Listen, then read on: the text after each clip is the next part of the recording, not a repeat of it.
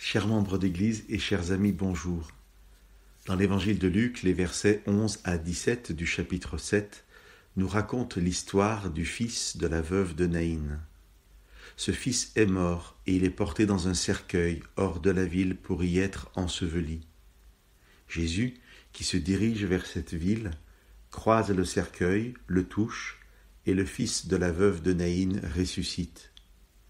C'est une des rares histoires dans les évangiles où Jésus a l'initiative du miracle.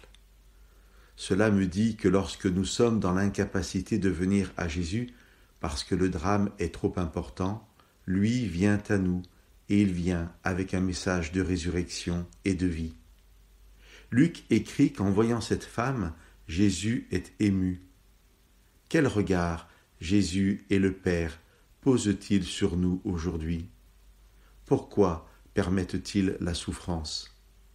Ce texte ne me donne pas de réponse sur le pourquoi de la souffrance, mais il m'assure de l'émotion de Dieu face à ma souffrance, et il m'assure de sa présence bienveillante et de sa puissance de résurrection.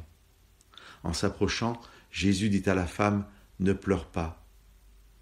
Lorsque j'accompagne une personne dans le deuil, je ne lui dis pas de ne pas pleurer, mais je pleure avec elle.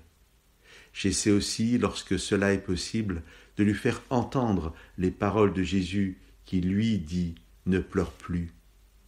Lorsque nous sommes dans le deuil, ou quel que soit le degré de notre peine, et même si Jésus ne vient pas physiquement guérir ou ressusciter un être cher, nous pouvons être dans l'assurance et donc la paix qu'un jour Christ reviendra, que le mal n'existera plus et qu'il essuiera toute larme de nos yeux.